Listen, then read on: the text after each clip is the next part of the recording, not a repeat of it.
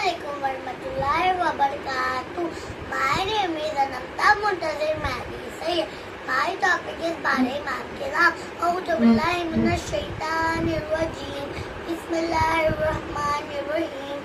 Bare Imam Hazrat Ali alayhi salam. Dusre Imam Hazrat Hasan alayhi salam.